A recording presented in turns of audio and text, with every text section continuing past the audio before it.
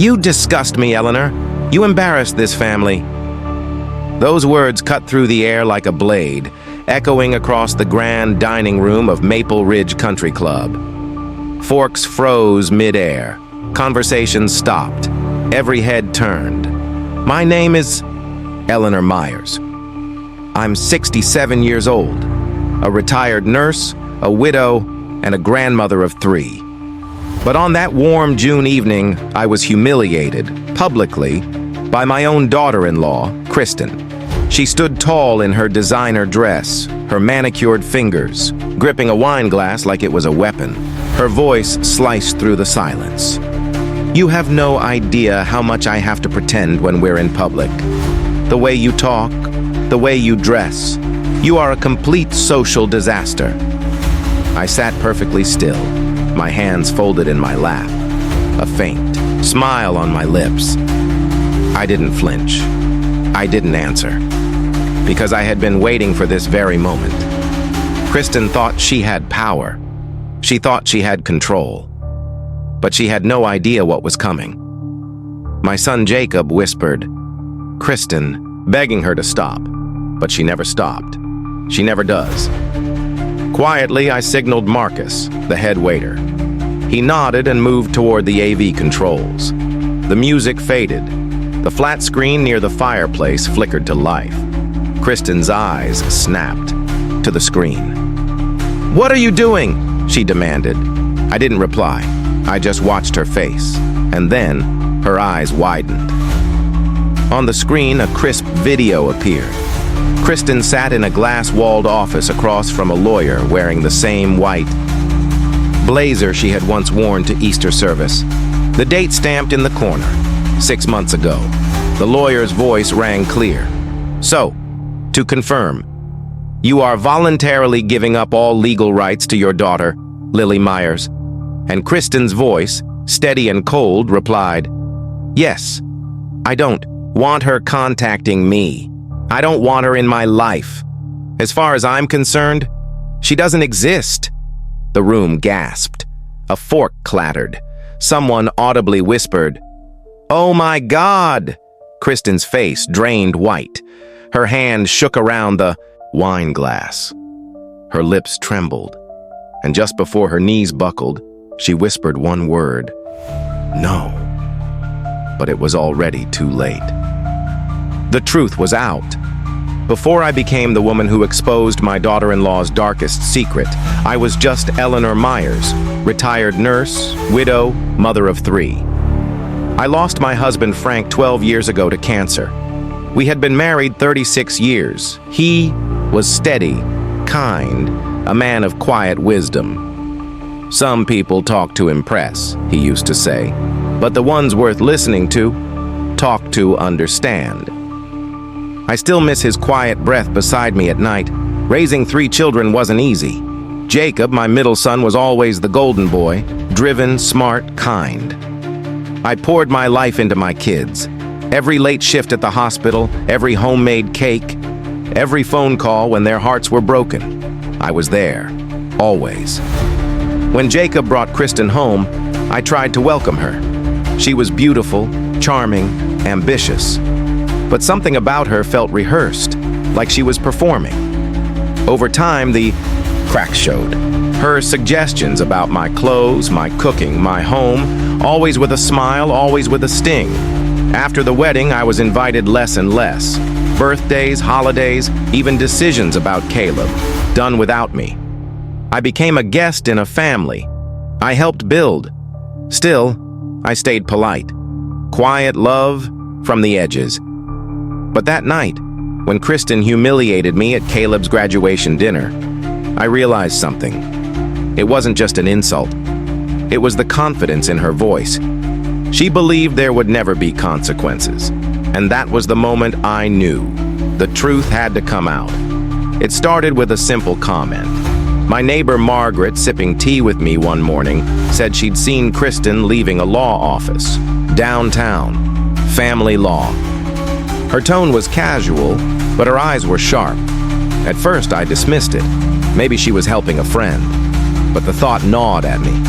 Kristen, who controlled every detail of her image, sneaking into a family law office. Something was wrong. That night, long after the house was quiet, I sat at the kitchen table. My gut screamed at me. So I did something I never thought I'd do. I searched for a private investigator. His name was Alan Torres, ex-police, now discreet and professional. We met at a diner 2 days later. I asked him to find out why my daughter-in-law had seen a family lawyer. I expected divorce paperwork, maybe custody issues, nothing more. But 3 weeks later, Alan stood at my doorstep, a manila envelope in hand. His eyes were steady. "Mrs. Meyers, what I found goes far beyond what you asked for. Once you see it, you can't unsee it." My hands trembled as I reached for the envelope. "Alan," I whispered, "I've raised 3 kids, buried a husband, and worked 30 years in the ER. I don't scare easy." He nodded and slid the documents forward. The first page was a legal petition. The title made my blood run cold. Voluntary termination of parental rights. Kristen's name was on it, and beneath it, the name of a girl I had never heard before. Lily Meyers, 15 years old. Froze. My daughter-in-law had another child. A child no one in my family even knew existed. Alan spoke softly. "Kristen gave her up 6 years ago, not for safety, not for money, not for hardship. She just wanted a clean slate. She wanted a new life." Another document slid forward. And then Alan opened his laptop. A video played, Kristen smiling across from the lawyer. "So you're certain you want no contact?" he asked. "Yes," Kristen said without hesitation. "No contact, no visitation. As far as I'm concerned, I never had a daughter." The words hit like a physical blow. Alan paused the video and handed me a photo. A young woman with tired eyes. Dark hair, familiar cheekbones. She's 21 now, works 2 jobs, no family support. Putting herself through college, she doesn't know your son Jacob even exists. She doesn't know her mother built a new life and erased her completely. I stared at the girl's face. Her eyes, warm hazel, just like Caleb's. Alan leaned forward, his voice dropping to a whisper. "There's one more thing." He slid a typed affidavit across the table, then a death certificate, but it wasn't real. "She paid someone to make this," he said. "So if Lily ever searched for her, she'd be told her mother died in a car crash 3 years ago." My hand flew to my mouth. "She faked her own death," Alan nodded. He explained how she bribed a former housekeeper to spread the lie just in case anyone asked. I couldn't breathe.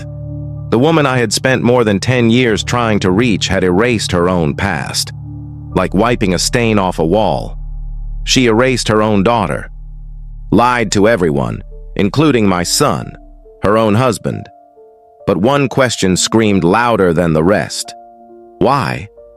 Why would anyone do something so cruel? Alan answered like he'd read my mind. She saw her daughter as a threat. Lily was asking questions about her father, about the past.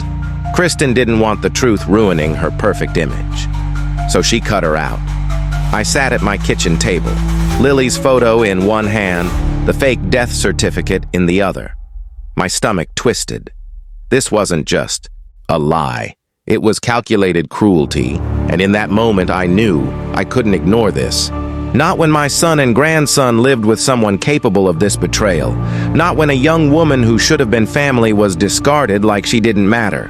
Because she did matter, and I would make sure the world knew it. That night, I didn't sleep. I stayed at the dining table long after Alan left, staring at the documents, the photos, the video file. I wanted to call Jacob to scream the truth down the phone. I wanted to pound on Kristen's door and demand to know how she slept at night. But it wouldn't matter. She'd deny it, twist it, call me bitter. And Jacob, loyal Jacob, might believe her. That's when I remembered my late husband's words. Let liars speak. The more they talk, the more they reveal themselves. So I waited. I planned. I saved the video, labeled every document, made copies, locked them in my bank. I even wrote a letter to Caleb, just in case something happened to me before the truth was told. And I chose the moment. Caleb's graduation dinner. Family, friends, the whole community gathered. Kristen shining, proud of the perfect life she had built.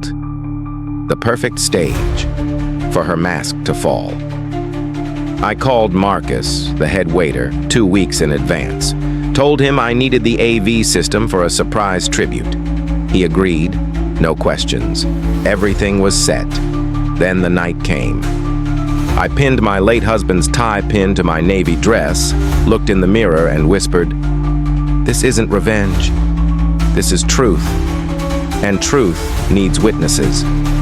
When the video started, the room froze. Kristen sat across from the attorney, her voice cold, casual.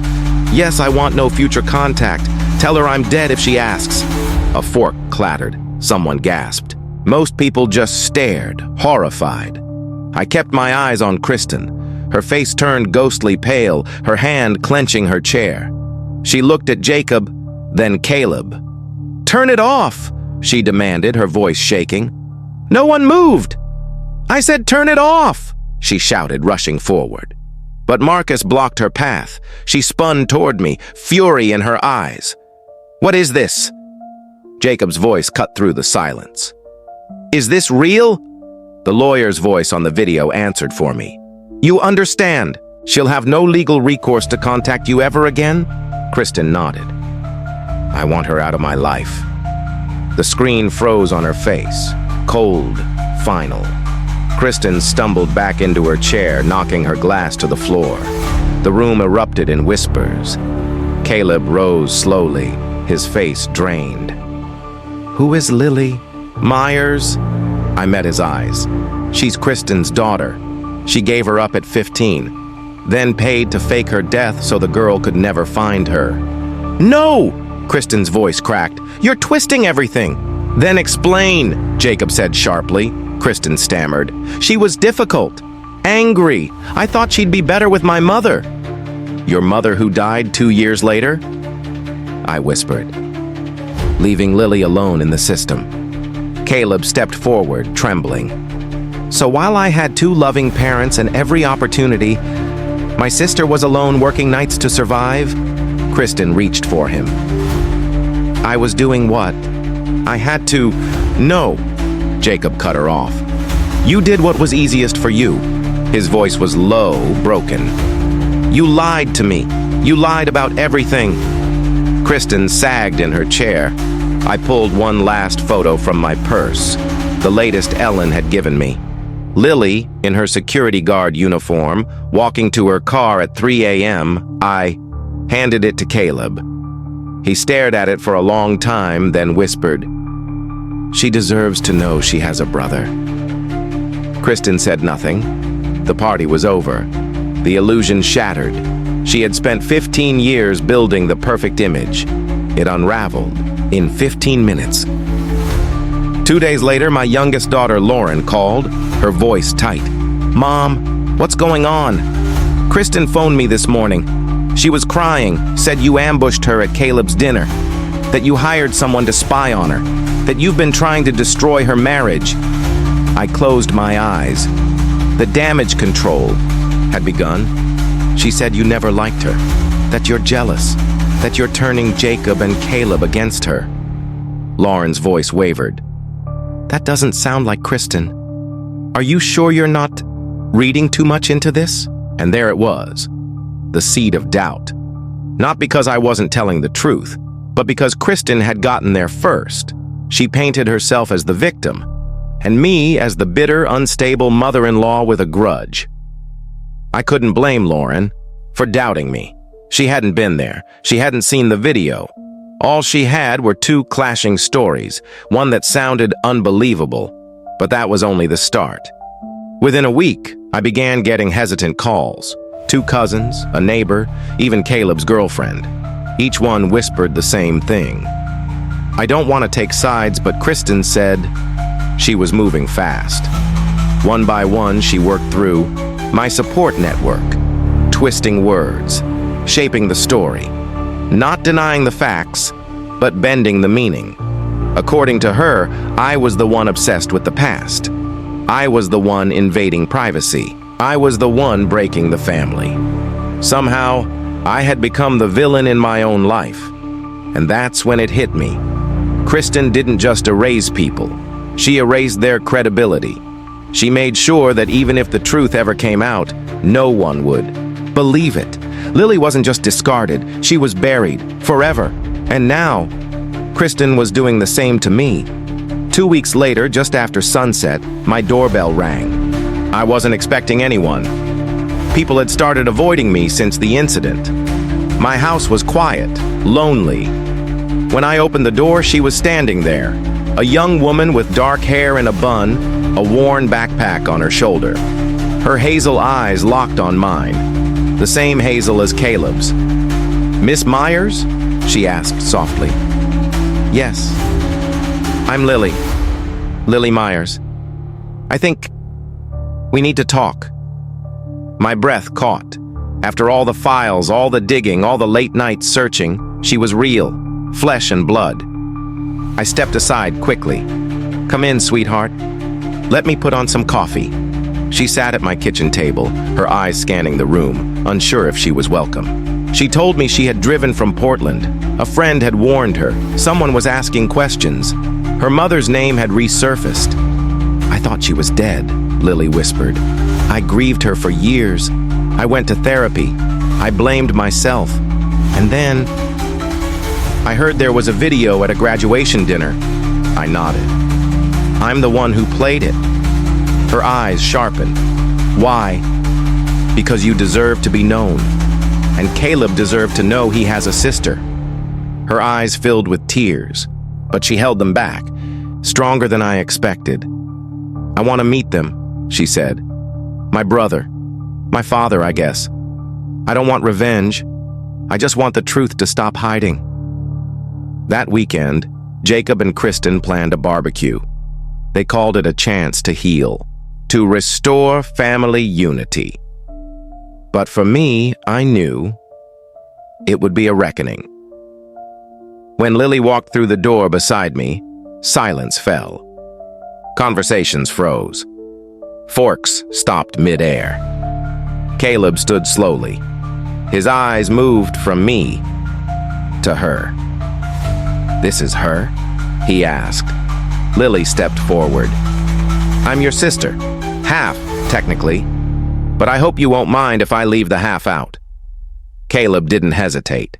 He crossed the room and wrapped her in a hug, like he had known her all his life. From the kitchen, we heard the crash of glass. Kristen had dropped it, and just like that, the healing began.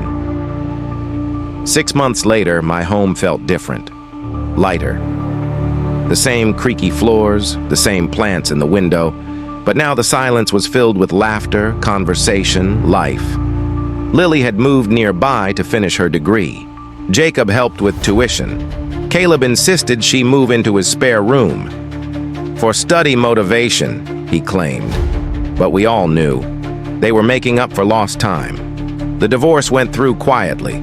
Kristen tried to fight, but once the evidence surfaced, the court papers, the false death certificate, the video, her lawyers urged her to walk away. She packed and left town. No goodbye, no final act. Just silence. The same silence she once tried to bury Lily in. Now, on a Sunday afternoon, I was in the kitchen cooking roast chicken. This time, for a real family. "Grandma," Lily called from the doorway.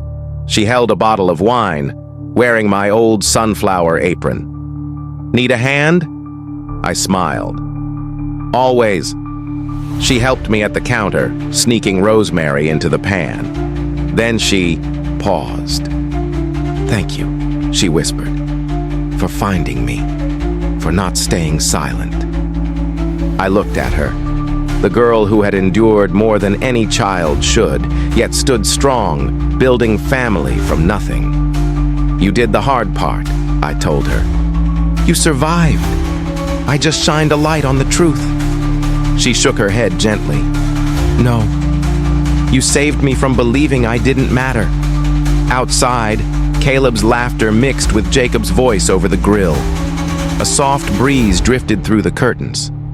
For the first time in years, I knew I was exactly where I belonged, not in Kristen's version of family, but in one we built ourselves, messy, honest, and real. So now I ask you, what would you have done? If you held the truth in your hands, knowing it could cost you everything, would you still speak? I never wanted to ruin lives. I only wanted my grandson to know who his mother really was. I wanted my son to see the truth.